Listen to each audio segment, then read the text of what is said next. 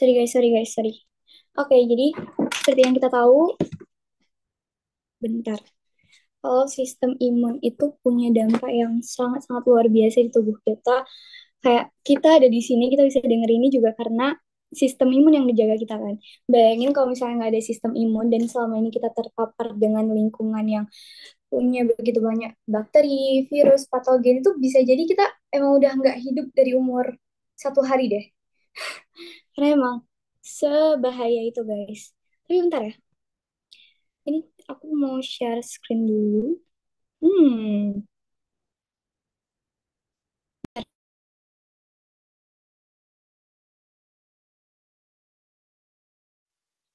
Tapi Sensei mau nanya dong Kak, Kakak kira-kira udah pernah ini nggak dari mana taunya Sensei pernah tahu nggak ya? Pernah kenal sama Sensei nggak ya? hmm. Sebenarnya aku juga penonton Sensei lah guys.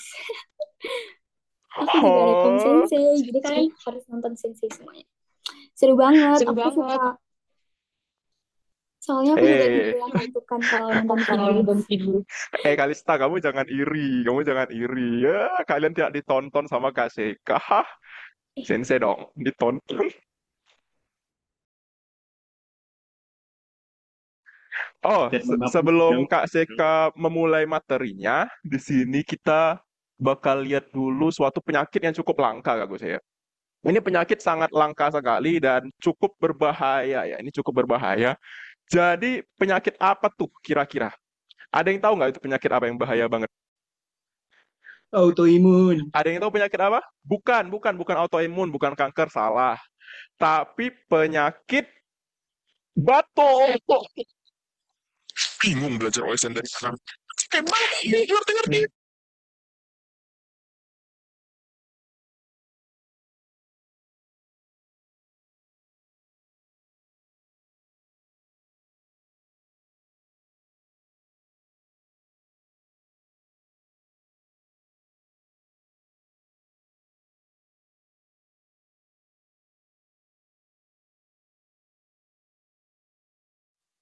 Oh iya, lupa ini ngebug.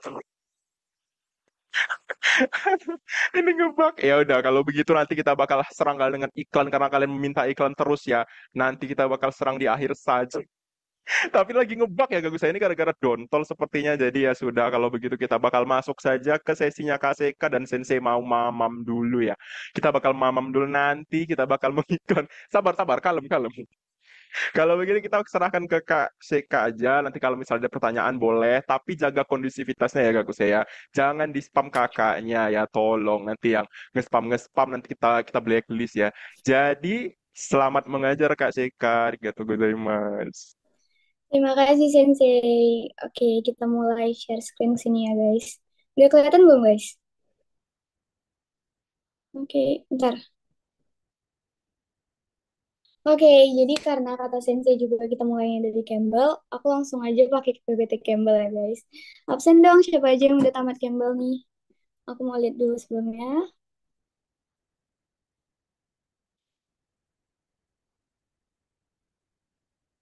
Oh, udah pada. Oh, keren, keren, keren banget. Jadi kalau misalnya kalian udah selesai Campbell, kalian bisa langsung lanjut ke Sherwood-nya nih. Sherwood itu kan untuk yang Anvis One. Kalau untuk yang subtes lain, kayak misalnya Bioselmol, Anvistum, atau sebagainya itu, dia punya buku-buku masing-masing guys, yang bahasnya itu dalam dan seru banget. Seru banget. Benar, seru banget. Oke, ini kelihatan kan ya? Nah, ini. Nah, kayak tadi yang aku bilang, dia tuh punya banyak banget kegunaan dalam tubuh kita. Oke, sebenarnya sebelumnya kita bahas dulu ya patogen. Pasti kalian udah pernah dengar kan sebelumnya patogen itu apa? Nah, patogen itu adalah agen yang menyebabkan penyakit, guys. Eh, Agen itu bisa berupa apa aja dalam tanda kutip ada fungi, ada mikroba, contohnya mikroba ya, ada virus juga, terus ada bakteri, ada fungi, ada protista dan sebagainya. Nah, tapi ada beberapa bakteri yang nggak tergolong ke patogen karena dia nggak menyebabkan penyakit. Contohnya apa? Misalnya lactobacillus itu kan malah dia berguna untuk keseharian kita kan, berguna untuk bioteknologi dan sebagainya. Jadi ada bakteri yang baik, ada bakteri yang jahat. Nah, bakteri jahat itu juga nggak semuanya patogen. Jadi di sini kita emang khususin ke mikroba-mikroba yang menyebabkan penyakit. Oke, itu bisa menyebabkan penyakit ke banyak hewan ya guys, termasuk manusia. Nah, hewan-hewannya itu juga, hewan apa aja juga bisa diserang guys. Sebenarnya malah, hmm, kalau kalian tahu sebelumnya kan tumbuhan itu juga bisa diserang oleh virus guys. Jadi dia ada beberapa virus yang memang menyerang tumbuhan, tapi sini karena kita bahas yang khusus antiswan, kita belum bahas itu ya. Kalau kalian pernah dengar itu ada tobacco mosaic virus dan sebagainya. Oke, di sini juga imun sistem itu dia gimana ya sistemnya? Kalau misalnya ada antigen asing yang masuk ke tubuh kita, itu bakal langsung dikenali sama si imun sistem ini. Imun sistem ini dia punya banyak banget cerita, banyak banget langkah-langkah, banyak banget skenario untuk menjaga tubuh kita. Pokoknya dia punya banyak ide lah untuk menghadapi berbagai macam si antigen-antigen aneh itu. Tapi ada beberapa penyakit juga yang belum ada solusinya, belum ada obatnya, belum ada. Pokoknya tubuh kita masih belum bisa bertahan dari itu.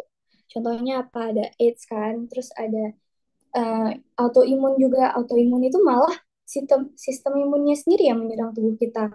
Malahan yang orang yang harusnya, bukan orang, maksudnya subjek atau objek yang harusnya menjaga kita malah menyerang kita di autoimun itu kan. Nah, jadi semua hewan di sini ada baca kan. All animals itu pasti punya innate immunity. Apa sih innate immunity itu? Nah, innate immunity itu dalam bahasa Indonesianya kalau pernah dengar itu hmm, apa namanya? Imunitas bawaan, guys. Jadi dari lahir kita udah emang udah punya itu, semua orang punya itu, semua hewan bukan orang aja punya imunitas bawaan itu. Nah, jadi dia tuh bisa secara aktif atau bahkan dia cepet banget dalam menghadapi antigen-antigen asing atau bahaya apapun yang menyerang tubuh kita. Nah, vertebrata ini punya sesuatu yang beda. Kalau misalnya tadi semua hewan punya imunitas bawaan. Nah, kalau vertebrata ini punya yang khusus, guys. Tingkat lanjut dari imunitas bawaan itu imunitas apa ya bahasa Indonesianya? Pokoknya adaptive immunity. Biasanya kita dengar mungkin ini imunitas yang didapatkan. Tapi kan kalau kita ngomong pakai bahasa Indonesia agak aneh gitu ya. Jadi kita sebutnya pakai adaptive immunity aja. Oke. Nah, jadi kita bahas juga innate immunity ini ada bahkan sebelum dia terpapar oleh patogen, guys. Ntar, oke. Iya, buat adaptasi. Aku nggak bisa lihat komen kalian, by the way. Kalian bisa lihat aku lihat apa nggak? Oke, oke, oke. Jadi, imunitas bawaan ini, dia ada bahkan dari sebelum patogen itu menyerang kan. Nah, artinya apa? Artinya dia tuh nggak kenal dan dia nggak punya cara-cara khusus menghadapi si patogen itu. Jadi misalnya patogennya itu punya spesifikasi bla bla bla, yang spesialnya apa gitu kan. Tapi si innate immunity ini cuma bisa melawan sekadarnya aja. Karena dia nggak tahu cara-cara, bahkan dia belum kenal kan. Gimana caranya dia bisa ngasih perlakuan khusus ke patogen yang baru datang, sedangkan dia udah ada dari sebelum patogen itu ada. Nah, jadi bisa dibilang innate immunity ini very, very general. Dia emang untuk semua yang datang, dia kasih perlakuan yang sama. Dia hadapi dengan cara yang sama. Jadi ada beberapa patogen yang bisa mengalahkan innate immunity ini. Makanya dibutuhkan adaptive immunity. Nah, nah ini kan ada dibilang kan, dia tuh memberikan respon yang tidak spesifik. Jadi apapun yang patogen yang datang, dia ngasih respon yang sama gitu, general. Nah, apa aja sih innate immunity itu? Nah, yang pertama itu ada external barrier, itu penghalang luar. Jadi kan sebenarnya kalau kita mikir, biar kita nggak terpapar virus, nggak terpapar bakteri, nggak terpapar fungi, atau apapun mikroba yang berbahaya lainnya, kita tinggal menutupi diri kita aja setiap hari kan. Tapi kan itu masalahnya nggak mungkin. Kita nggak mungkin selalu nutupin tubuh kita full kayak gitu sampai nggak ada cara untuk mikroba-mikroba jahat itu singgah di tubuh kita. Nah, karena kita juga perlu bernafas, kita juga perlu makan kan. Nah, makan itu kan juga eh, makanan masuk ke tubuh kita dan itu tuh jadi peluang yang banyak banget, jadi peluang utama lah untuk patogen-patogen itu masuk dan menjajah tubuh kita dari organ pencernaan. Makanya kita juga sering kan dengar penyakit dari organ pernafasan ataupun organ pencernaan. Selanjutnya juga ada organ reproduksi sih, itu juga paling sering kan penyakit-penyakit datang dari situ. Karena itu bagian terbuka dari tubuh kita, guys. Sedangkan bagian-bagian yang tertutupi itu insya Allah aman. Insya Allah. Karena barrier kita itu, kulit kita itu, dia tuh lumayan ketat gitu loh guys, epitelnya. Epitelnya lumayan yang rapet-rapet dan pokoknya benar-benar cocok lah untuk menjaga kita. Nah, selain itu juga ada bawa apa pertahanan seluler sama chemical defense. Chemical itu kimiawi. Oke, aku agak susah deh kalau translate satu, tapi nggak apa-apa ya. Nah, selanjutnya tuh ada adaptive immunity atau imunitas yang didapatkan. Nah, ini tuh dia berkembang atau mulai ada setelah ada paparan dari agen yang lain, antigen-antigen yang datang itu. Nah, misalnya ada antigen-antigen yang khusus gitu kan. Saya penyakit virus apa gitu, virus virus corona misalnya kan.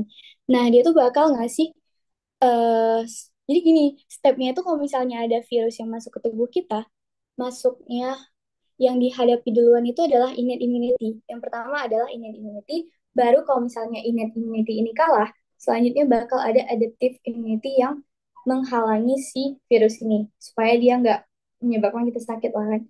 Jadi yang pertama itu adalah innate immunity, guys.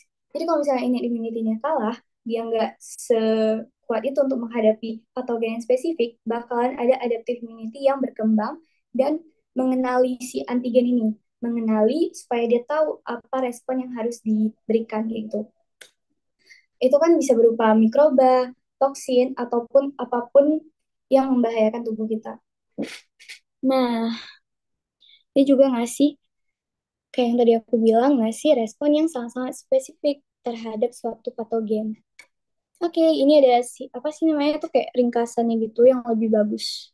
Nah, patogen itu kan terkandung dari, bukan terkandung, bisa berupa bakteri, fungi, atau virus, protista juga bisa. Terus ini juga ada innate immunity, guys. Nah, ini dimiliki oleh setiap hewan, kayak aneh gitu ya, hewan, binatang, atau apa hewan. Gitu. Terus, nah, pengenalannya itu lebih secara general. Dia nggak pakai reseptor-reseptor khusus. Nanti kita bakal belajar ini loh guys. Jadi dia fun fact aja, limfosit itu punya lebih dari 1.000 atau 100.000 juta, pokoknya banyak banget reseptor yang berbeda. Nah, di antara 1 sampai 100.000 reseptor itu nggak ada satupun yang sama, nggak ada satupun yang identik, alias 100.000 itu semuanya beda-beda. Jadi bayangin gimana caranya tubuh kita menciptakan itu semua. Itu keren banget. Ini makanya aku suka Kids One, guys. Kids One itu benar-benar kayak membahas tubuh kita sendiri, aku suka.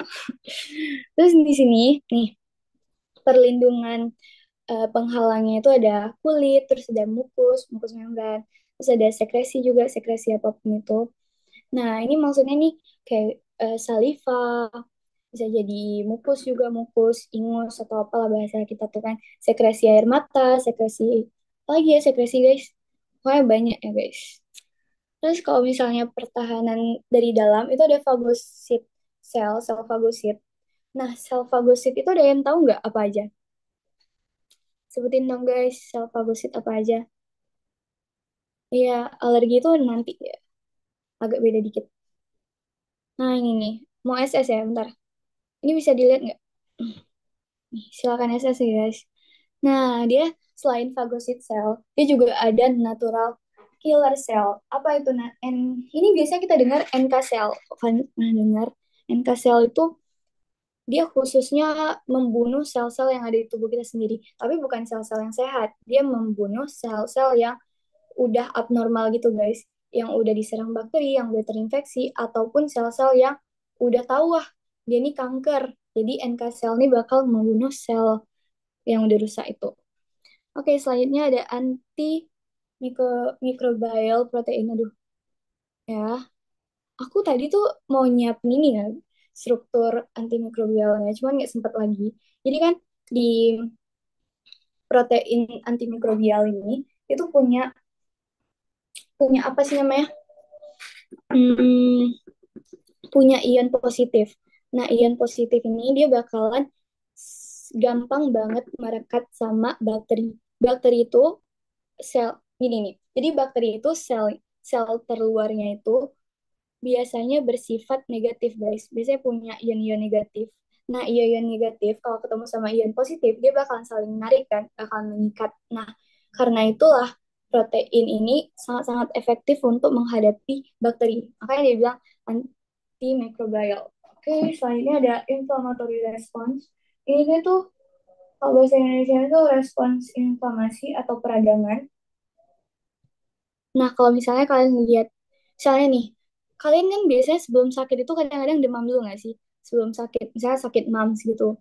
Sakit mumps itu kan pembengkakan kelenjar gondok karena virus apa coba ini ada suatu virus kan. Nah, biasanya sebelum kita sakit-sakit kayak gitu, ada respon tubuh dari kita, respon imun kita untuk bikin bikin at least si virusnya ini melemah dulu walaupun akhirnya sakit juga. Sakit juga itu artinya imun kita kan kalah kan.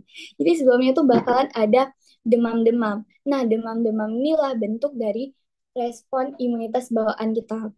Innate response yang paling sering kita lihat tuh.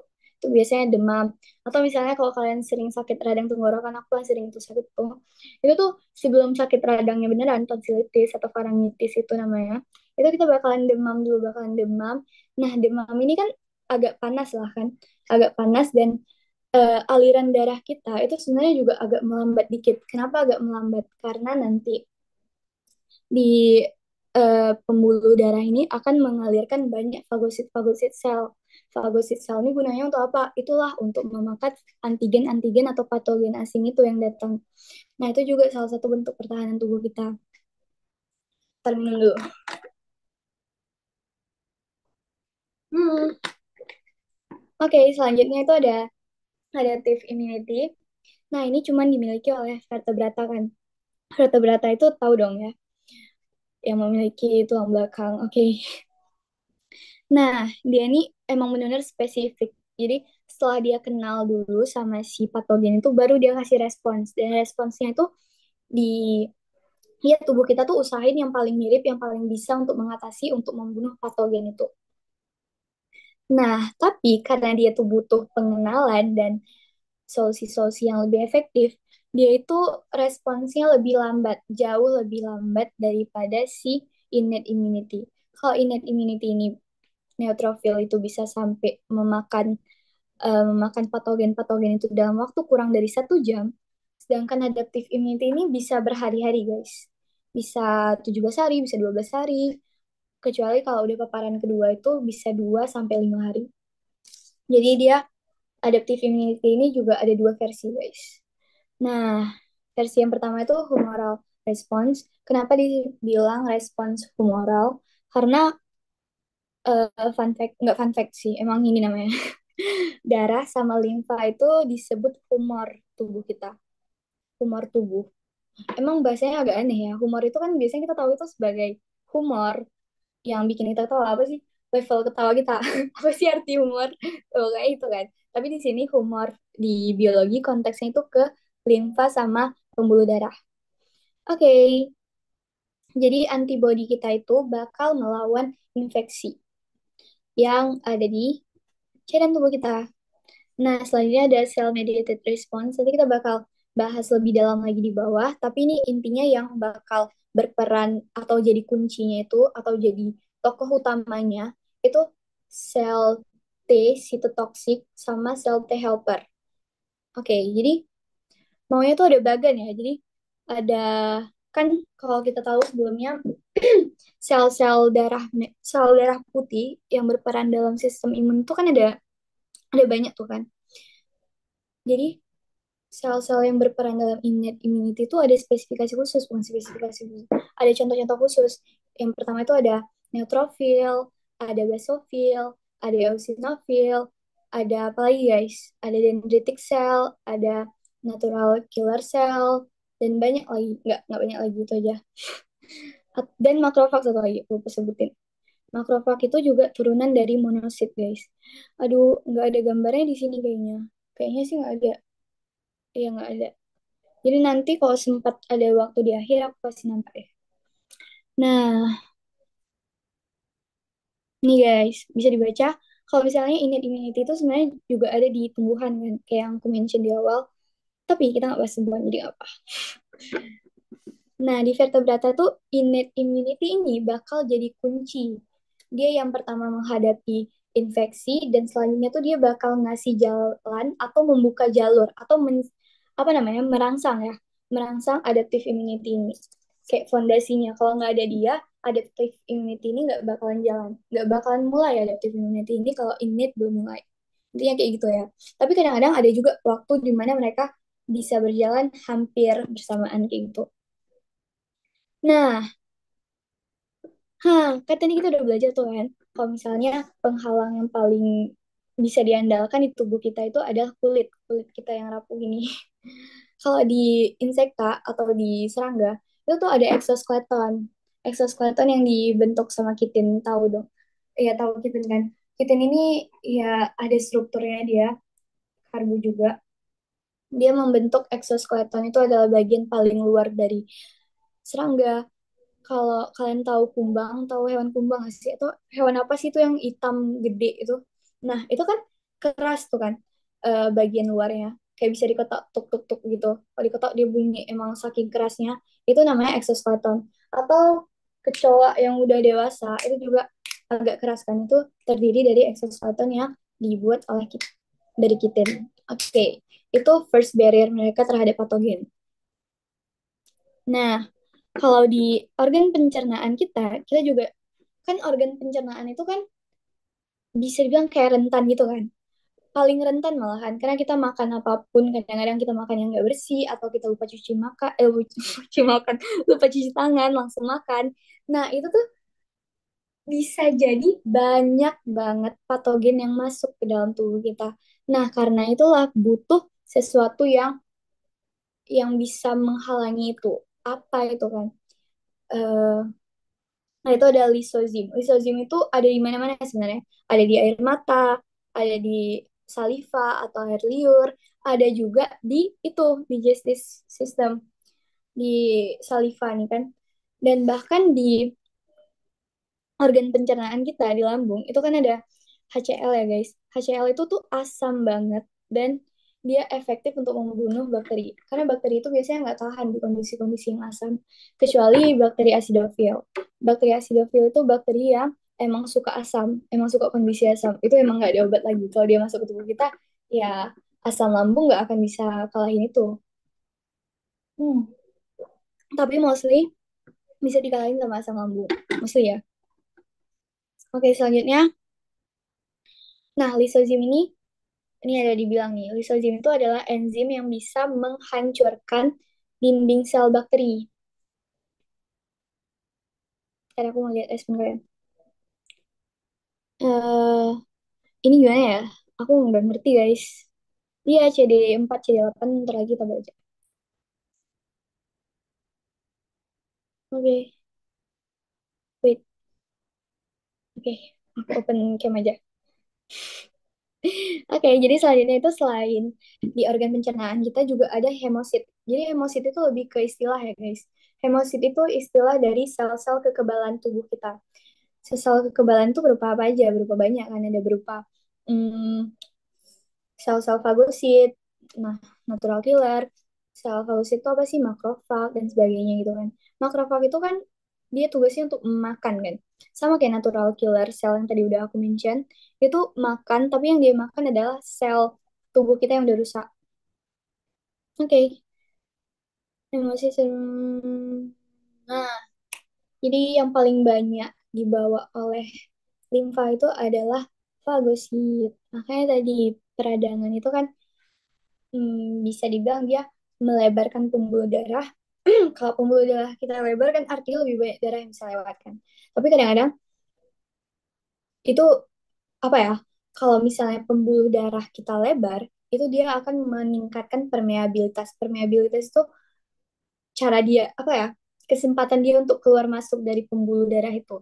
Jadi makrofag yang awalnya di dalam darah atau neutrofil dan sebagainya itu bisa jadi lebih gampang untuk keluar ke jaringan yang terinfeksi itu. Jadi dia lebih gampang untuk membunuh patogen. Nah, ini ada ilustrasinya nih, gimana caranya patogen itu dimakan, ya, dimakan sama sel-sel fagosit. Nah, yang pertama itu kan patogen itu bakalan diperangkap sama yang namanya pseudopodia. Pseudopodia. Ini tuh kaki semua kayak gitu, guys. Pseudopodia itu kan artinya bagian-bagian yang pura-pura menjadi kaki. Nah, jadi dia tugasnya tuh untuk membungkus. Habis dibungkus dia langsung aja dibentuk kayak vakula untuk dimakan, dimasukin ke dalam selnya itu. Nah, dibentuklah vakula ini kan. Ini ya, ini namanya vakula. Vakula itu apapun yang kayak ruang gitu kan. Nah, terus bakal ada lisosom. Nah, lisosom tuh ada yang tahu nggak dia punya paling banyak enzim apa? Ayo, ayo, ayo. Enzim apa yang dia punya paling banyak? Duh, aku nggak bisa lihat jawabannya. Gimana ya?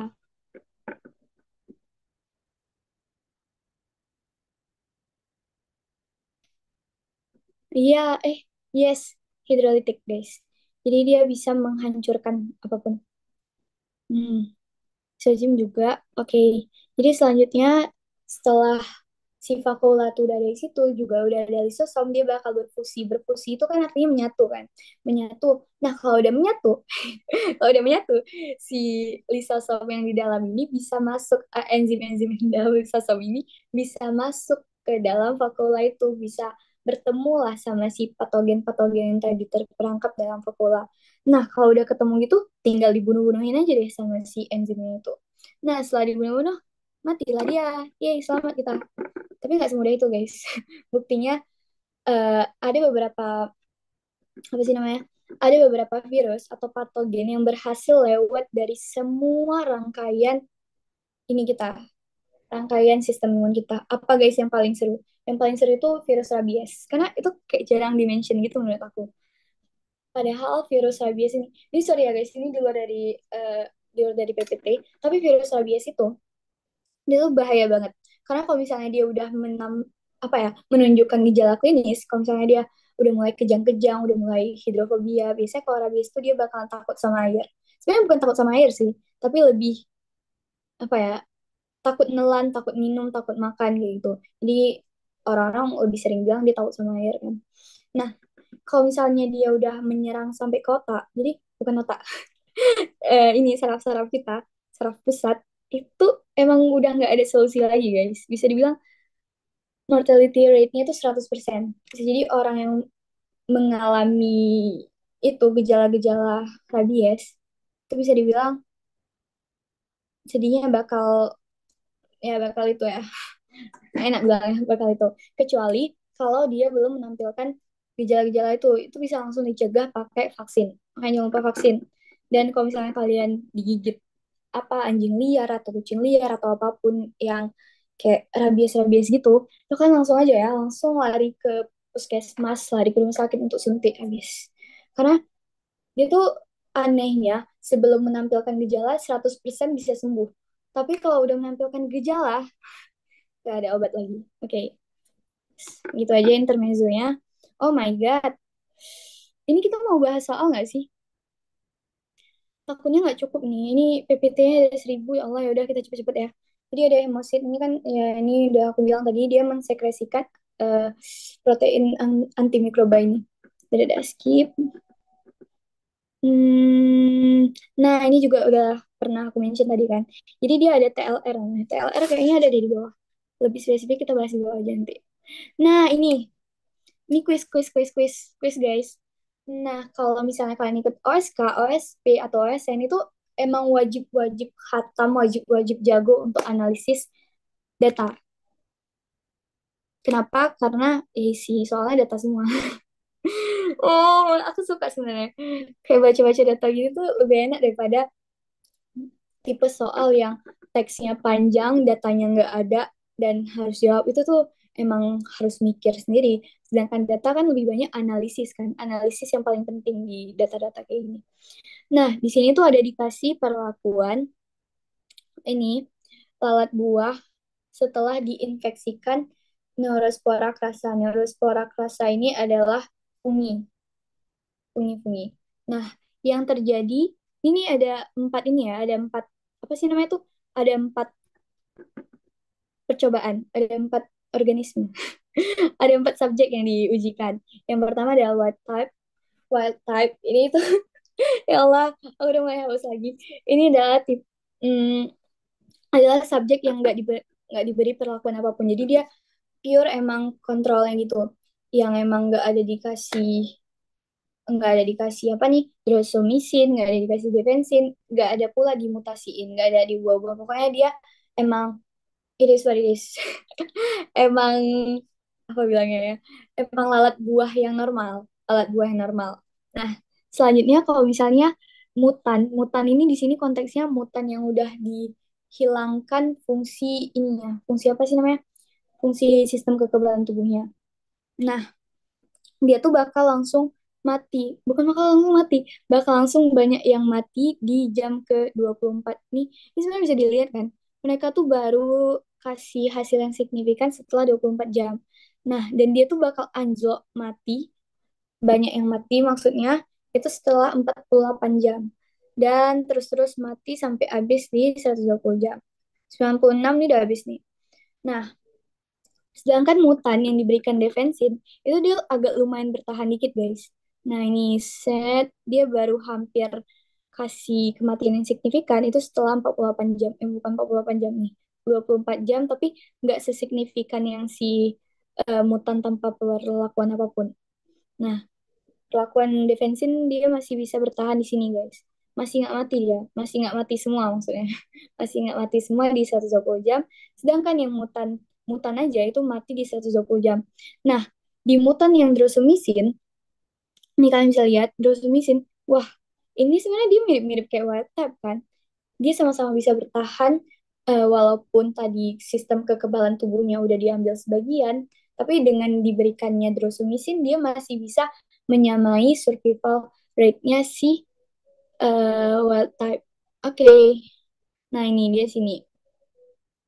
Nah, sedangkan kita lihat yang kedua, kalau misalnya dia diinjeksikan atau diinfeksikan sama Emotreus, itu sejenis bakteria.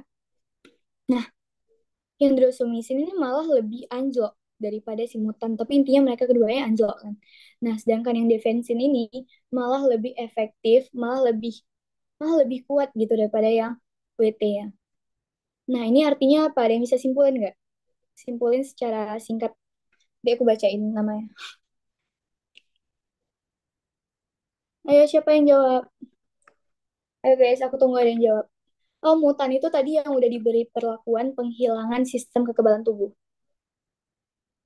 Ya, mutan itu yang udah dikasih perlakuan yang penghilangan ke sistem kekebalan tubuh ya, guys. Nah, mau lihat lagi datanya ya. Oke, aku kasih waktu 2 menit. 2 menit atau 1 menit itu cukup nggak sih? Kan tadi udah kita bacain dikit ya, gimana cara baca ini grafiknya. Karena cara baca grafik ini penting, penting, penting, penting, penting, penting banget. Jadi kalian benar harus jago baca data. Ada yang bisa simpulin nggak? Atau yang pernah baca Campbell? Mau jawab, mau bantu jawab, boleh. Nah, ini Every.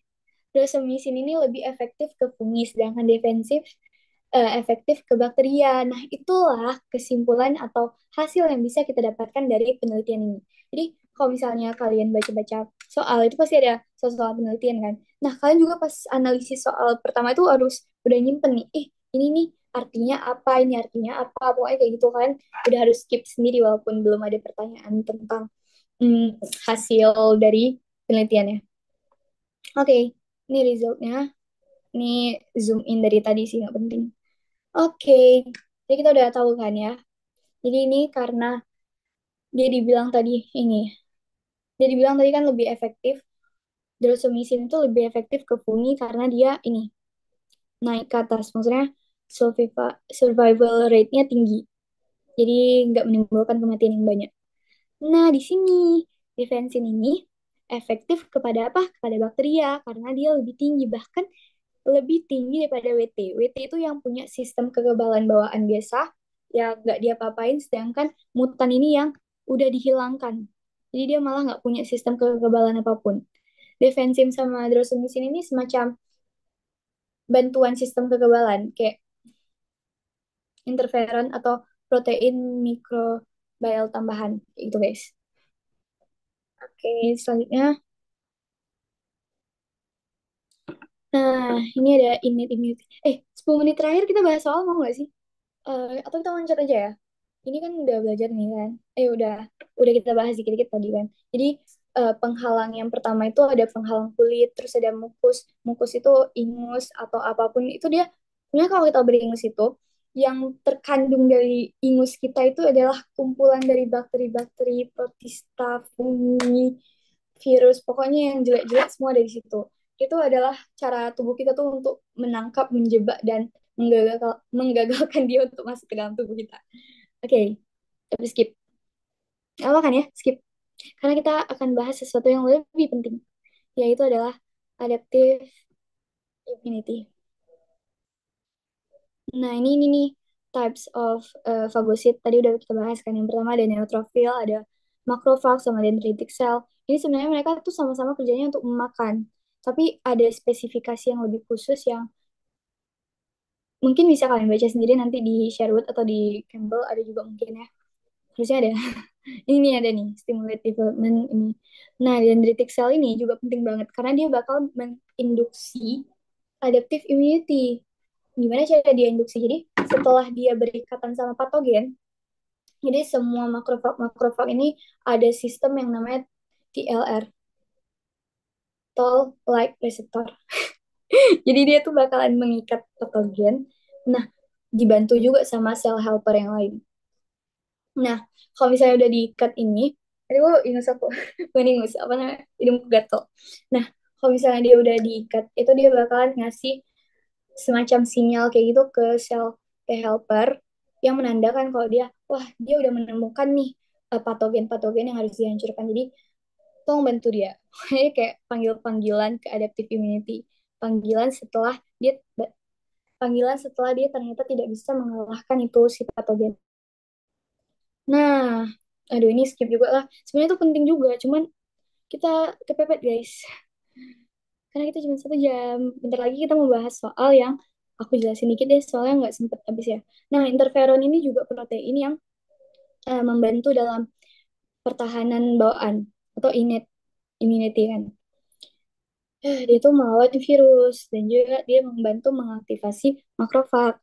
Nah, ada satu lagi yang namanya sistem komplement. Sistem komplement ini terdiri dari 30 protein dan dia tuh kok kalian tahu nggak sih dia ada C5, C9 kalau pernah baca atau ketemu soal yang ada C5, C9 itu adalah bagian dari sistem komplement ini. Itu tuh kerjanya cepet banget. Dia kayak dalam kurang dari 30 detik itu udah ngerjain segalanya. Bahkan mungkin 0,05 detik udah satu job udah terselesaikan. Jadi semua yang terjadi di tubuh kita ini emang hitungannya 0,0 sekian detik, guys. Cepet banget. Aduh, leherku. Oke, selanjutnya inflamasi. Inflamasi ini juga penting, guys. Karena dia kan, nih, karena dia tuh membantu bikin tubuh kita tuh lebih hangat dan hangat itu kadang-kadang bisa membunuh bakteri juga. Nah, dia itu bakal eh, sel-sel yang berperan di dalamnya tuh ada mast cell sama sama kayak makrofag juga. Makrofag sama neutrofil ini bakal keluarin sitokin. Sitokin ini nanti bakalan memicu atau memanggil si limfosit tadi. Ada namanya bagiannya tuh interleukin. Interleukin tuh kalau kalian baca kayaknya adanya di Sherwood deh. Itu seru banget. Interleukin tuh tugasnya beda-beda, ada IL-1 sama IL-5, IL-6. Itu kerjanya untuk panggil T helper 1 sama T sitotoksik 1. Kalau mast cell nih kayak biasa dia bakal mengeluarkan histamin. Histamin ini gunanya untuk apa sih? Kadang-kadang dia tuh bisa untuk ini loh guys. Apa sih bahasanya tuh? Kayak dilatasi permukaan pembuluh darah sama dia bisa membunuh lebih cepat. Oke, skip dulu ya. Ini nggak terlalu. Aduh, hidupku ketul banget. Ini nih. Nih misalnya patogen tuh masuk kan. Eh, jadi sebenarnya patogen itu nggak akan bisa menembus kulit kita karena kulit kita tuh sangat rapat kecuali ada luka kayak ini. Luka ataupun masuk ke saluran-saluran tubuh kita, kayak hidung, mata atau apapun yang lainnya. Nah, ini patogen masuk kan. Terus mast cell ini bakal mengeluarkan histamin. Histamin ini juga akan memicu apa ya, sinyal-sinyal untuk memanggil yang lain lagi, memanggil bantuan makrofag yang lain atau neutrofil. Nah, neutrofil ini yang aku bilang tadi, dia datang dalam waktu kurang dari 1 jam. Sangat sigap, guys. Sangat sigap, dia datangnya tuh lewat apa? Lewat pembuluh darah. Nah, makanya kadang-kadang tubuh kita tuh merah kan. Ini merah. Itu tuh dilatasi pembuluh darah situ biar semakin permeable. Permeable tuh maksudnya ini nih, bisa makin lewat. Sedangkan sebelumnya kan, sebelum dilatasi dia nggak bisa lewat kan. Nah, jadi dia tuh makin bisa mengeluarkan, aduh, ntar ya, aduh, aduh guys, dia keluar, aduh, ntar ya, aduh, apa kita bahas soal aja terus. Nah, pokoknya intinya ini ya guys. Nah, ini, dia bakal keluar dan dia bakal makan-makan si patogen itu. Oke, skip. Nah, bentar guys, kita pepet nih. Ini seru juga nih fun fact-nya nih. Tapi, nah, kita langsung masuk ke adaptive immunity. Nah, jadi ini kan tadi udah dimention kan, kalau adaptive immunity itu biasanya sel limfosit. Sel limfosit itu juga ada dua, ada sel T sama sel B. Kenapa sel T sama sel B? Karena sel T itu dia pematangannya di timus, dia sama-sama diciptakan di bone marrow kita, tapi dia bakalan dimatangkan atau dia bakalan jadi dewasa itu setelah ada di timus. Nah, pendewasaannya itu melewati 3 step. Tapi ini kayaknya terlalu spesifik. Kayaknya nggak terlalu butuh deh. Tapi kalau misalnya kalian mau baca, itu bisa di Campbell juga ada. Jadi 3 step yang pertama itu eh, perbanyakan reseptor atau apa tuh istilahnya, pokoknya dia bakal menciptakan banyak reseptor untuk mengenali bermacam-macam patogen yang bakal muncul. Terus yang kedua dia juga bakal dites apakah dia bakal reaktif sama tubuh kita sendiri. Mungkin maksudnya reseptor yang dibuat oleh T cell ini ada yang mirip nggak sama bagian tubuh kita. Kalau misalnya ada yang mirip sama sel-sel tubuh kita, itu kan bisa jadi dia menyerang tubuh kita kan. Itulah yang akan menyebabkan autoimun tadi. Tapi sebenarnya tubuh kita udah menyiapkan pencegahan dari penyakit autoimun itu. Itulah seleksi tadi. Kalau misalnya dia udah dikira, oh ini cocok nih sama sel tubuh kita. Kalau dia cocok sama sel tubuh kita kan jadi bisa jadi T cell ini tugasnya untuk membunuh. Jadi bisa jadi dia bakal bunuh sel yang sehat sendiri. Kalau dia bunuh sel sehat itu kan jelas merugikan. Jadi bakal ada natural killer cell yang membunuh si T cell yang abnormal ini. T cell yang reseptornya abnormal. Jadi masing-masing dari limfosit itu punya bermacam-macam reseptor yang beda-beda. Jadi reseptornya itu emang benar ribuan dan reseptor itu kan bentuknya kayak bentuk ya. Dia berupa misalnya bentuknya kayak gini, pokoknya beda-beda biar match sama si patogen yang bakal muncul. Oke, okay. Kalau B-cell ya karena dia matangnya tuh di bone marrow. Oke, okay, oke, okay, oke, okay, oke. Okay. Oke, antigen ini tau lah tadi apa kan? Antigen itu zat asing yang masuk ke tubuh kita tapi bukan bagian dari tubuh kita. Terus yang ini istilah juga epitop ini istilah kalau misalnya si antigen itu cocok sama reseptor limfosit kita. Aduh, kenapa hidungku makin merah ya? Gatal banget. Dah. Nah, ini nih bentuk-bentuk reseptornya. Nah, ini dia ada namanya. Kalau misalnya yang sel B itu ada heavy chain sama light chain. Tapi nanti itu kayaknya too spesifik juga karena kita butuh yang lebih compact guys. Karena waktunya ini terbatas. Oke. Okay? Nah, ini jadi dia dihubungkan sama sel bukan sel apa ikatan disulfida. Ikatan disulfida itu ikatan kovalen jadi dia kuat. Jadi kalian juga at least tahu berapa ikatan-ikatan yang kuat biar kalian juga pas ada soal tentang biosel itu bisa menghadapinya. Bahasanya baku banget. Nah, jadi sel B ini dia bakal menghasilkan sel plasma sama sel B memory namanya. Sel plasma ini jadi ada dua kan yang dihasilkan sama sel B yang udah aktif. Yang pertama itu adalah yang pertama itu adalah aduh gatel banget. Yang pertama tadi aku udah mention dia sel B memory, dia bakal mengingat patogen yang pernah masuk itu. Jadi makanya kalau misalnya kita udah pernah terpapar sekali, katanya itu nggak bakal terpapar lagi. Tapi sebenarnya salah, bukan nggak akan terpapar lagi, tapi tubuh kita udah lebih siap untuk menghadapi patogen itu. Misalnya kita sebelumnya udah cacar nih, jadi uh, adaptive immunity kita udah pernah kenalan sama cacar, udah pernah kenalan dan udah tahu gimana cara mengatasi cacar kalau misalnya cacar datang lagi. Nah, itu sel B memory itu fungsinya untuk itu untuk ngingat ya, untuk ngingat dan Jadi tahu respon selanjutnya apa biar nggak terlanjur sakit dulu baru datang. Kalau innate immunity kan dia nggak punya ingatan itu kan. Innate immunity itu karena emang udah standby dari awal, udah ada dari awal, jadi dia nggak spesifik. Jadi dia nggak tahu siapa yang bakal muncul dan apa jenis yang bakal muncul dia nggak tahu. Sebenarnya semuanya nggak tahu.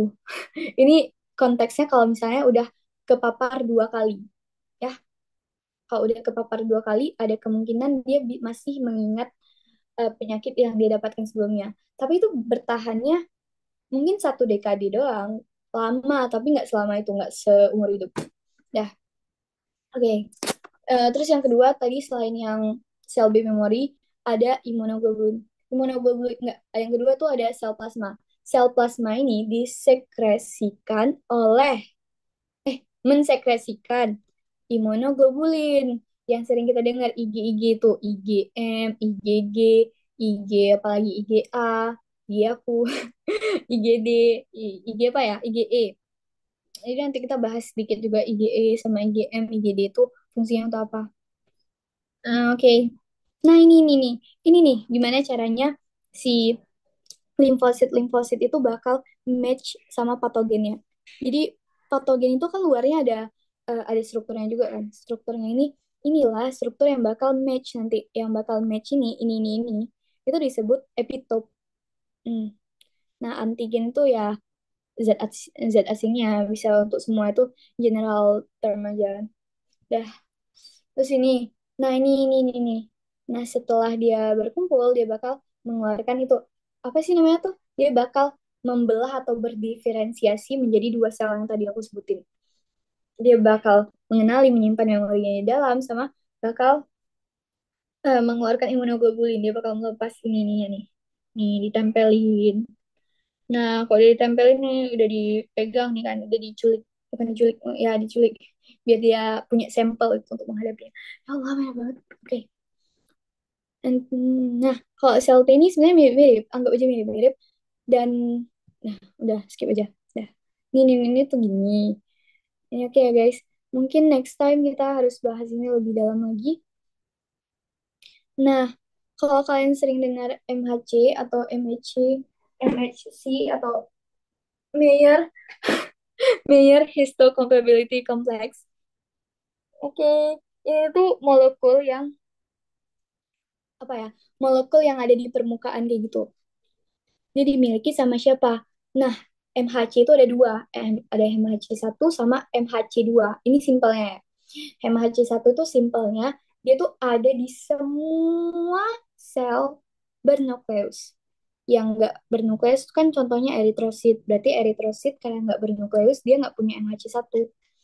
Nah, yang kedua ada MHC 2. MHC 2 ini ada di sel-sel yang istilahnya tuh sel EPC.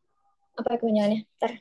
EPC itu antigen presentation cells. Jadi apa aja sih EPC itu? EPC itu ada dendritic cell, ada macrophage cell, sama neutrophil cell, sama macrophage cell sama sel B. Itu ada 3 tuh, ada 3 jenis sel yang EPC. Kalau kalian sering baca soal pasti ada tuh soal-soal yang sebutin EPC, EPC, EPC. EPC itu maksudnya 3 sel itu. Salah satu dari 3 sel. Nah, Nah, jadi salah satu dari 3 sel itulah yang memiliki apa tadi namanya? MHC 2. Nah, ini culik-culikan, dah kayak ini makan-makan. Nah, ini kayaknya bisa kalian screenshot bentar untuk kalian lihat lagi nanti. Ini ya at least berjalan sesuai gambar ya. Patogen yang dimakan, dilisiskan, dikenalin. Nah ini setelah ditelan, setelah masuk, dia bakalan diikatkan sama si MHC ini. Nah, nih MHC fragment. Nah, dia tuh bakal display apa namanya? Mempertunjukkan atau mamerin atau majang si ini, majang si antigen asingnya itu keluar. Nah, bakalan datang sel-sel T yang mencocokkan diri sama si antigen, dicocokin satu-satu kayak gitu, atau dipanggil lah, ditelepon kayak gitu kan, wih datang lah, ini ada kasus kayak gitu. Nah, ini bentuk aslinya nih. Sebenarnya nggak exactly kayak puzzle kayak gini, tapi ya kayak gini sebenarnya. By the way, aku kemarin buat puzzle siap guys. Nah, udah skip ya. Nah, terus ini, nah ini kalian bisa baca. Jadi dia bisa mengingat, terus dia juga bisa untuk poli proliferasi lagi, dan dia juga tuh bisa menghasilkan yang selanjutnya kayak gitu lah. Pokoknya dia makan-makan. Nah, kita belajar tentang IgG ini nggak terlalu penting. Mana ya? Ini penting ini. Intinya tuh dia bakal menghasilkan dua tipe klonal. Yang pertama ada effector cell sama memory cell. Memory cell kayak aku bilang tadi kan, dia bakal ngingat supaya pas ketika dia dipaparkan oleh patogen itu lagi, dia nggak bakal lama, nggak bakal lama responsnya. Dia bakal tahu gimana cara membunuh si sel itu. Oke, itu guna memory cell. Effector cell ini dia cepet cepet matinya. Dia intinya tuh cuman yang menghadapi sel di waktu itu aja. Bisa dihasilkan lagi nih gampang. Nah ini primary sama secondary. Oke, nah ini juga ada grafik yang pas. Aku nggak ingat ada ini. Pokoknya tadi jelasinnya di sini aja ya. Di pas pertama kali dihadapi sama si antigen A, misalnya penyakit apa tadi? Corona. Nah dia tuh slow nih, slow meningkatnya. Dan antibodi yang dihasilkan juga nggak banyak. Tapi ketika dia udah sembuh, terus dipaparkan lagi sama si antigen A atau B, nah dia bakal meningkat secara signifikan. Dia antibodi yang dihasilkan tuh bakal lebih banyak lagi. Kan tadi ada mention kan, proliferasi. Jadi dia setelah si sel T tadi match sama antigen A tuh, oh tahu, oh ini berarti bentuknya. Dan si bentuknya inilah yang bakal terus-terusan diperbanyak. Oke, diperbanyak. Nah inilah jadi hasil banyaknya. Nah, kalau kalian lihat juga ini kan jaraknya 7 sampai 28 kan. Berapa tuh 14 hari? Eh, 21 hari. 21 hari guys. Sedangkan ini sampai dia ke puncaknya itu cuma sekitar berapa? 7 hari doang kan. 7 hari dia udah setinggi bahkan lebih tinggi daripada kemarin dia menghasilkan itu antibody. Pokoknya dia udah tahu lah antibody apa yang harusnya dikeluarkan. Uh. Oke, MHC2 ini ya tadi yang udah aku sebutin. Nah, ini fungsinya tuh mirip-mirip untuk ikat-ikat, untuk kasih sinyal, untuk menginduksi sel-sel lainnya, dan juga untuk nandain sel-sel biar, oh ini nih sel yang salah, sel yang harus dibunuh, sel yang nggak boleh dikembangkan, sel yang nggak boleh dibiarkan menular ke sel-sel sehat lainnya. Oke, sorry ya guys kalau aku cepet. Tapi kayaknya tadi juga kayak gini. Antibody function, nah nih antibody function ini lebih ke, nah, antibody ini dia nggak membunuh patogen, guys. Jadi dia menandakan yang kita di dia nelpon, istilahnya nelpon atau nandain ini nih tempat yang harus dibunuh, tempat yang harus diapain kayak gitu. Ya. Hmm, ini apa ya? Ini sistem komplement tadi. Kok bahasnya agak lama sih. Kita bahas ke intinya aja. Nih, ke intinya. Jadi eh, tadi kan aku sempat mention kan di sel B itu dia strukturnya tuh kayak gini. Mm, mm, mm, mm. Sebenarnya bisa cara-cara dilihat cuman ya udah kayak ini ya contohnya. Nah, kayak ini. Jadi dia ada bagian yang gede, bagian tangkainya, bagian ininya itu namanya heavy chain. Yang berat itu bakal menentukan kelas antibody. Apa itu kelas antibody? Inilah kelas antibody. Kelas antibody itu ada IgD, IgM, IgG, sama IgA. Nah, IgM itu biasanya, kalau aku ingatnya IgM lagi sakit, IgG habis sakit. Nah, ini ada nih, first syllable. Jadi, IgM ini yang pertama kali dihasilkan ketika dia melawan si patogen itu, melawan si penyakit itu. Sedangkan IgG setelah dia melawan, dia kasih cadangan lah, kok misalnya dia ketemu lagi sama si patogen itu yang paling melimpah IgG. Sama kayak tadi fagosit yang bukan, ya fagosit yang paling melimpah itu ada neutrofil guys. Paling melimpah tapi dia paling gampang mati juga. Terus ada IgA sama IgE. IgE ini biasanya kalau kalian pernah baca tentang alergi, nah dia tuh peran utama, tokoh utamanya di alergi. Kalau IgA ini, kalian pernah dengar kolostrum nggak sih? Kolostrum itu apa ya? ASI pertama dari ibu kita. ASI pertama. Jadi ASI pertama itu punya banyak kali IgA. IgA ini fungsinya berarti untuk kekebalan si bayi itu. Bayi itu kan baru lahir di dunia ini kan, jadi dia nggak punya kekebalan untuk menghadapi dunia yang jahat ini. Jadi itulah dia dikasih sama ibunya IgA. IgA yang melimpah di suapan pertama ASI itu, kolostrum namanya. Dah, habis itu apa lagi? Ini apa nih? Nah, ini summary ya. Udah bisa dibaca sendiri. Terus, apa kita langsung bahas ininya aja ya? Soalnya. Jam berapa sih? Oh, udah 05, guys. Oh, udahlah kita keluar dikit. Nah, ini skemanya, guys. Aku sebenarnya lebih suka belajar dari skema gini, karena lebih terilustrasikan, guys. Nggak ribet. Nggak ribet bayangin sendiri. Nah, ini monoclonal antibody, nggak terlalu penting. Dah, ya udah. Udah habis ya. Ntar kita langsung bahas soal aja. Soalnya berarti cuma jam satu dong. Nah ini, soalnya pun panjang banget. Aku lupa bilang. Nah, ini soal OSK 2024 berarti. Ya, OSK 2024 nih, untuk 2025. Ini kalian bisa baca ya, guys. Oke, aku kasih waktu untuk membaca.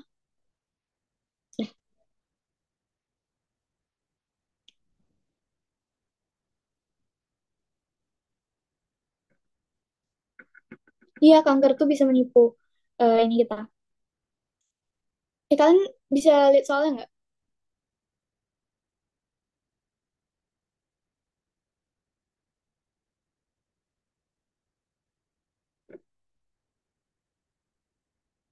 Eh, oh, nggak ada soalnya. Oke, berarti aku nggak bisa close apa namanya? Oke, boleh dibaca ya. Beberapa menit? Berapa menit maunya? 4 menit ya. Soalnya nanti kalau kalian OSK beneran itu kan 200 soal. 200 soal itu maksudnya 50 soal yang panjang kayak gini, 4 pernyataan kan. Itu kan sama aja kayak 4 kali 50 sama dengan 200. 200 tuh dikasih waktu cuma 180 menit. Berarti ada 20 menit, berarti ada 20 pernyataan yang nggak bisa dijawab 1 menit. Yang harus dijawab 0 menit. Oke.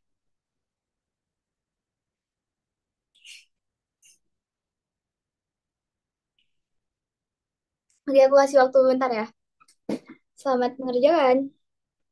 Selamat membaca. Cheers, guys. Cheese. Ulang, ulang, ulang. Sebenarnya ini nggak kelihatan sih. Yang kelihatan di aku ini layar soalnya. Gimana sih cara mindahnya? Nggak apa, terang aja. Terang. Ini udah.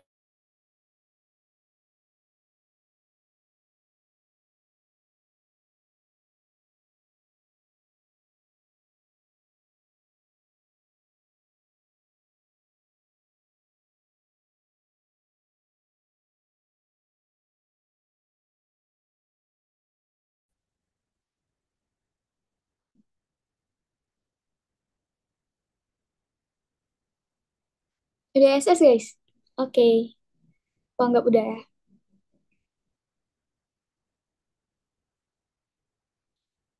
Oh, kirim ke grup. Iya, oh, nah, aku kirim aja ke grup ya. Ketahuan deh nomor aku. Padahal aku mau berpura-pura sampai akhir. Iya, Gimana nih? ketahuan. Kak, aku nggak bisa ini loh. Nggak bisa komen. Hmm. Oh iya, bentar-bentar saya buka. Bentar, belum dijadikan admin.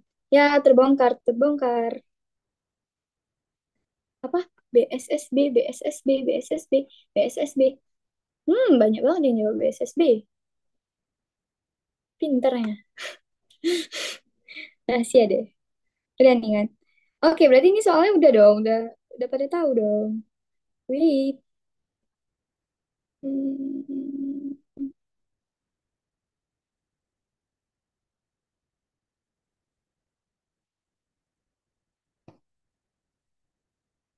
Oke, karena udah banyak banget jawaban yang benar, langsung aja kita bahas. Berbusa mulutku guys. Minum dulu ya.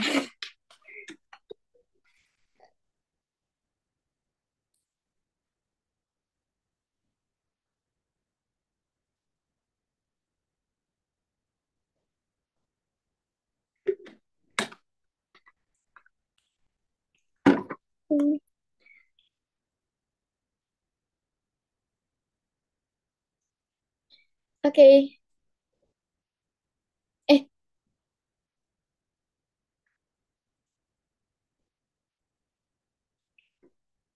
oke, nanti PPT-nya juga aku share ya.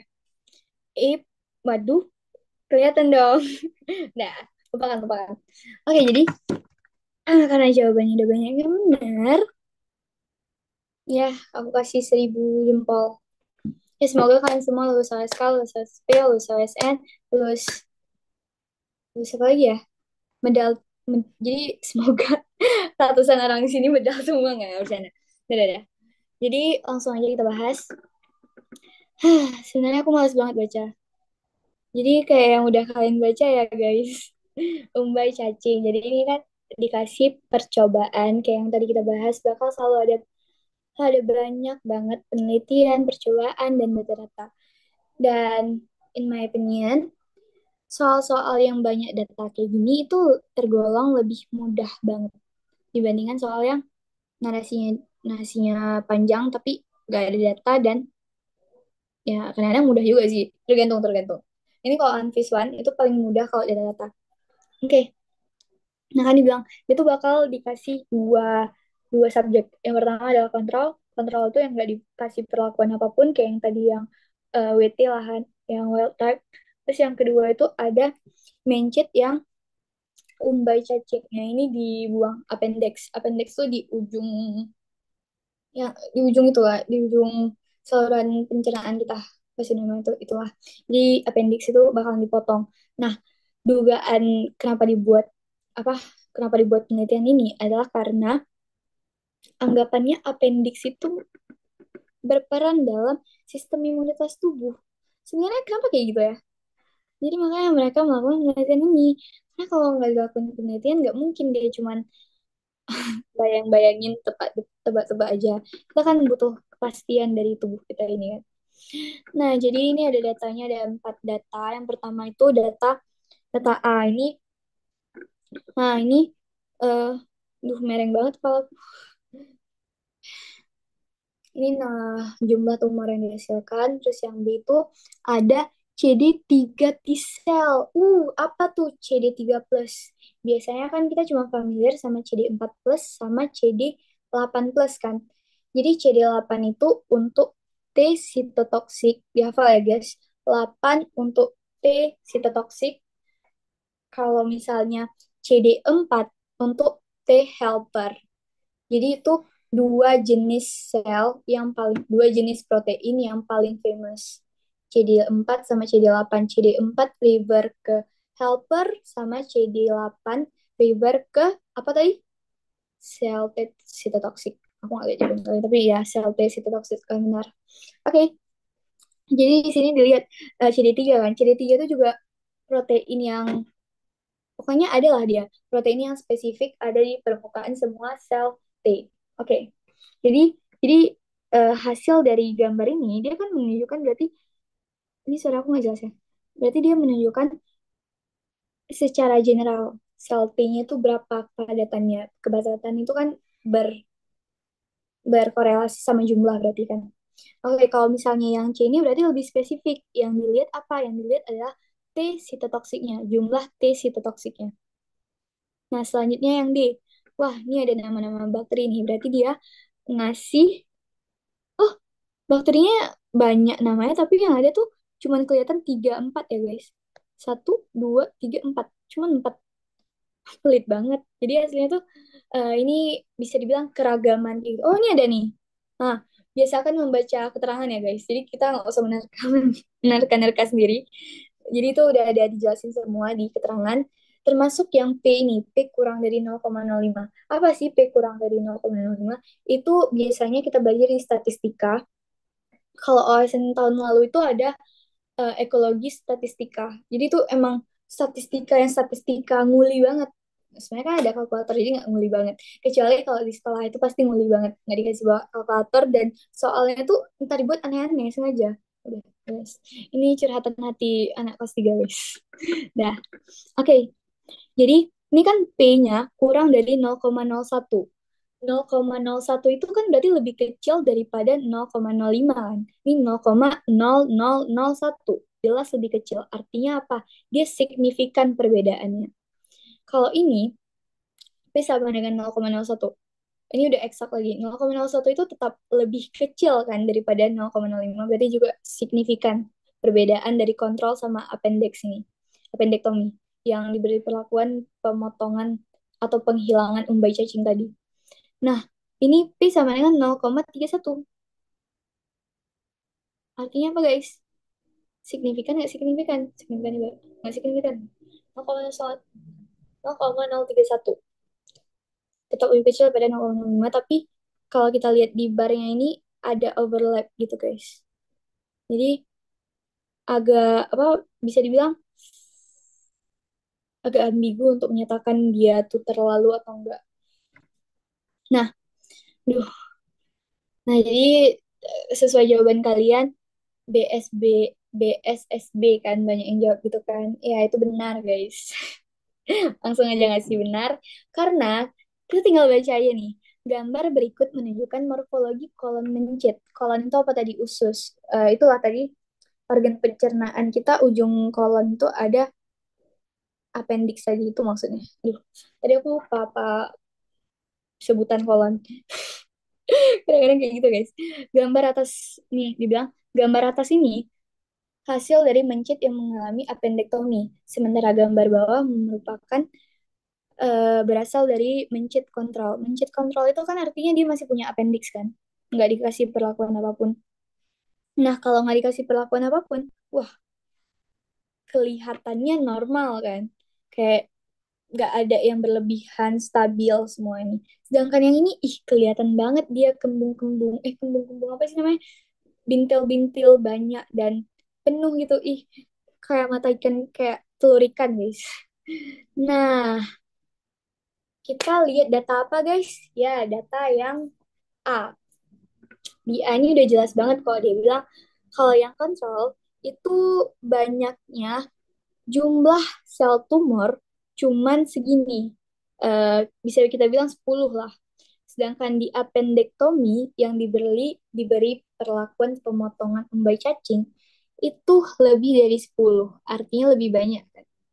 Kalau lebih banyak, harapan kita gambarnya itu bakal lebih penuh tumornya. Tumornya tuh bakal lebih banyak daripada yang normal.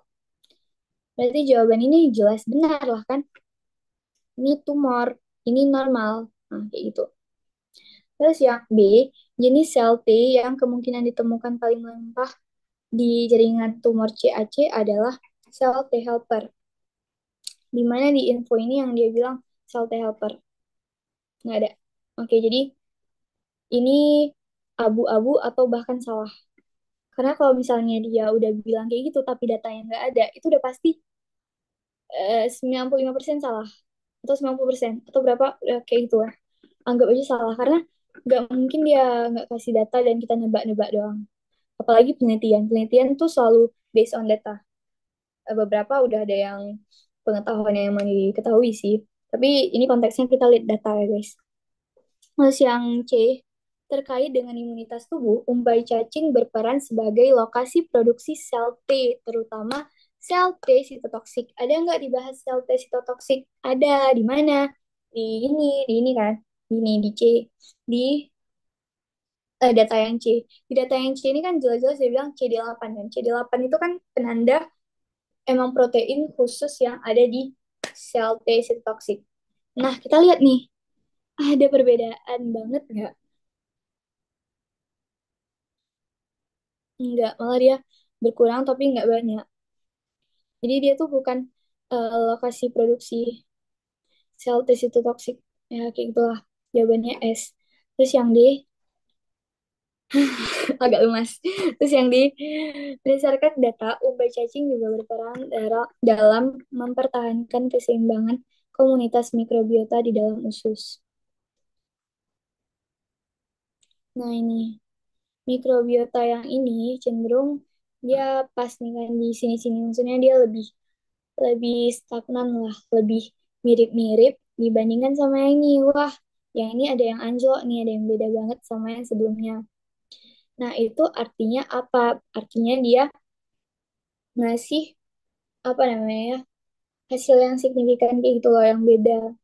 Itu artinya dia nggak mempertahan, itu artinya dia nggak mempertahankan keseimbangan kalau misalnya dia dipotong appendixnya. Kalau misalnya appendixnya nggak ada, artinya banyak mikrobiota yang bisa berkurang. Contohnya apa? Si firmicutes nih. Dia jadi berkurang kan. Karena itulah fungsi dari si umbai cacing ini adalah mempertahankan keseimbangan komunitas mikrobiota di dalam usus. Jadi jawabannya adalah BSSB. BSSB. Oke, oke.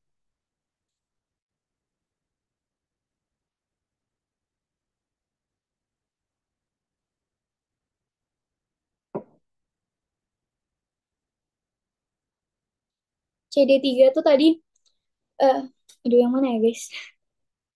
CD CD jadi CD4 tuh helper, CD8 yang sitotoksik. Ingat aja yang paling besar itu berarti dia paling jago membunuh. Ingat kayak gitu. MHC2 juga. Terus tadi apa? Ulangin yang terakhir. Yang mana ya guys? Yang D kah? CD3 tuh tadi, CD3 tuh ini loh guys. Dia ada protein yang umum ditemukan di sel T. Jadi itu bisa dibilang sebagai parameter sel T-nya berapa, tapi nggak bilang itu khusus sel T helper atau enggak. CD3, CD4 termasuk yang versi satu Kak? Iya, harusnya iya. Soalnya CD3 itu kan reverse ke semua ini, ke semua sel T, termasuk sel T helper sama sel T ini, sel T sitotoksik. Nah, itu T sel koreseptornya ada yang bantu ini. Jadi CD3 ini emang protein yang umum ada di semua sel T. Jadi nggak ngasih spesifikasi dia itu sel T helper atau sel T sitotoksik. CD-CD itu apa ya? CD-CD itu ini protein, guys. Jadi em, jadi sel T itu punya protein di dalamnya. Protein ini kan karena sel kita tuh kan disusun sama protein juga kan. Nah, dia punya protein, beberapa protein tuh emang adanya cuman di sel itu aja. Nah, contohnya itu kayak CD8 sama CD4. Itu dia cuma ada di salah satu jenis sel T. Iya, benar.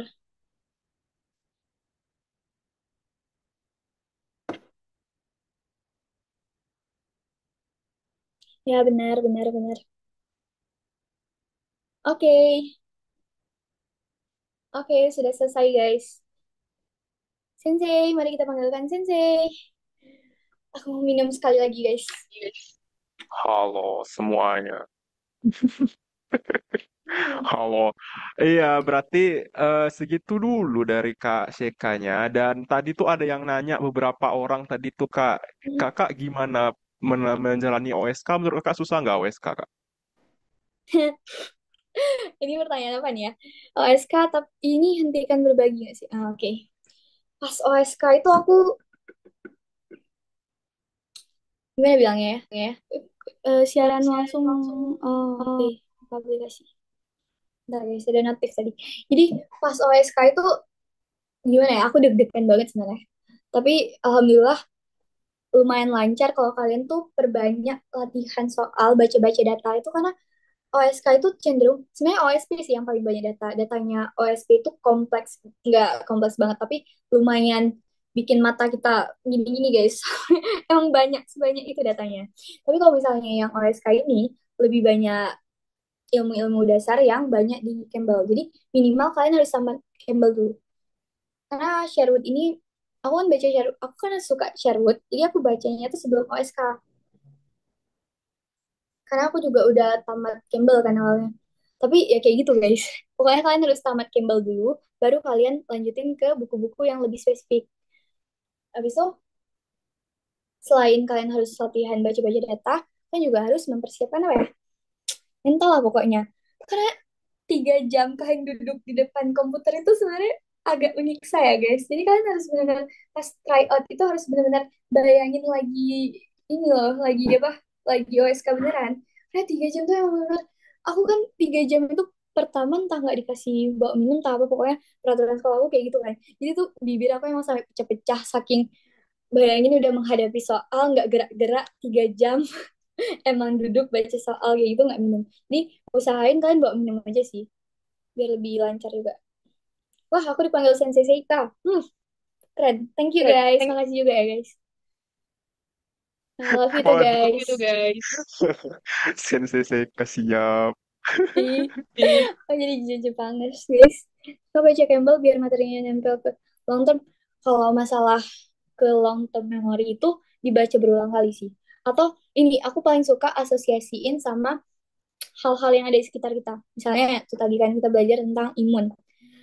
Langsung aja kita anggap oh berarti kita ingusan ini ya. Dan itu kan bakalan nempel setiap hari setiap kita melihat ingus kita atau ingus orang lain. Ini agak jorok sih bahasnya ya. Atau enggak misalnya kalau misalnya nih kita demam kayak gitu itu kan respons dari inflamasi kan, itu kita bisa langsung asosiasiin. Dan kalau kita ngelihat sesuatu yang ada di sekitar kita itu pasti bakal lebih nempel, bakal lebih oh ginilah dunia bekerja guys. Itu cara belajar aku guys. Baca terus sama-samain. Buku Raven bagus-bagus. Aku bacanya, aku Campbell bacanya yang jilid, jilid, jilid berapa ya? Yang edisi 8. Oke dah. Oh iya, aku kepo banget. Face reveal dong, Sensei. Bercanda. Ini sudah jelas ini. Wah, Wah, putih ya, sosok putih. dontol ya. Astagfirullah. Tadi Sensei pindah tempat ya. Sensei tidak rela dontol di sebelah Kak Seika. Tidak rela, jadi kita pindah tempat di sini. Aduh, untung ini saya bilang dontol ya. Oke, Oke, mungkin segitu dulu karena Kak cukup Seika cukup. juga mau Iya. turu ya, mau makan malam, nggak ngurusin kalian aja ya. Belum makan aku. Ya, tuh belum makan. Kalian ini tenang kan, nanti kita bisa go food. Wah, bonus apa ya? Dinner sama siapa? Ih, kepo deh. Tips latihan baca grafik nih gimana? Sama Sensei dong. Itu banyak tahu di YouTube-nya Sensei. Aku juga dulu bacanya di YouTube Sensei yang P-Value itu. Nah, Sensei banget ini. Betul. Tadi suara Iya. kodoknya kedengeran nggak? Suara kodok enggak ya? Ada kode ya? Nggak tahu. Nah, ini coba kita tes. Aduh, ini kodok koniknya tidak muncul. Wah, Nah, oh, aku sering lihat itu. Ini kenapa ada pertanyaan yang di, muncul di nggak luar sih? ini ya, Nggak guys? ada. Oh, enggak. Ya, nggak ada suara ya. Iya. Oh, udah, ya udah muncul. Muncul. Muncul. Acu malaka. Cuma agak aus. Udah. Oh, suaranya tak ada. Ah, ya udahlah kalau begitu. Kalau begitu terima kasih kepada Udah Kak mati. Seika yang sudah mau menerima ya, menerima tawarannya Sensei. Jadi nanti sebenarnya tadi ada yang bilang gitu, kakak kira-kira ini mau mengajar mereka lagi nggak tuh udah kapok. Insya Allah kalau aku kosong boleh. Oh, oke, Kebetulan aku berarti juga belum kapok. kosong sih. Hmm? Oke, gimana? Belum kapok ya kakaknya ya? Iya, aku masih siap di serbu kalian guys. Cuman tolong pelan-pelan serbunya. Aku sendiri kalian 400. Ya Berat. makasih juga. Oke, jadi kalau gitu sekian dulu dan berhubung di sini tidak ada suara ya, jadi ya sudah kita pakai poster saja iklannya nanti saja menyusul ya. Nah, jadi ya malam ini terakhir tengah malam sebenarnya ada yang minta besok, cuma besok tuh Sensei harus mendata kalian ya karena malamnya kita udah ngajar gitu. Nah, besok tuh mulai yang level dasar. Kalau KCK ya tergantung sih kalau misalnya dia mau ngajar di level menengah dasar atau lanjutan, lihat nanti ya. Nah, kalau Sensei besok tuh ngajar di dasar, jadi maksimalnya malam ini ya, nggak bisa diperpanjang. Gitu. Jadi kalau begitu, sekian dari Sensei Arigato, kita bakal foto. Foto? Wah, ayo kita foto. Ya, kita foto. Membenarkan hijab guys. Aduh,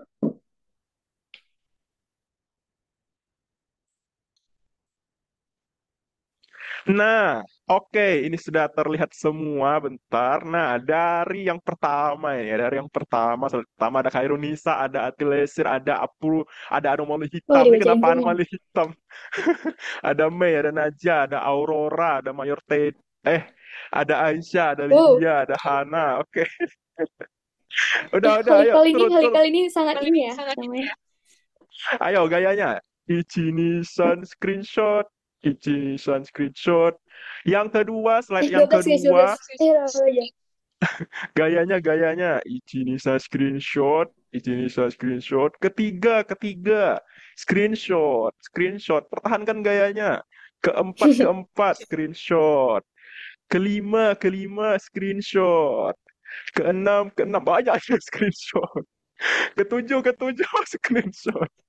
Ke-8, screenshot. Ke-9. Ya, 9 udah Kalian. nggak ada yang on cam. Gak asik.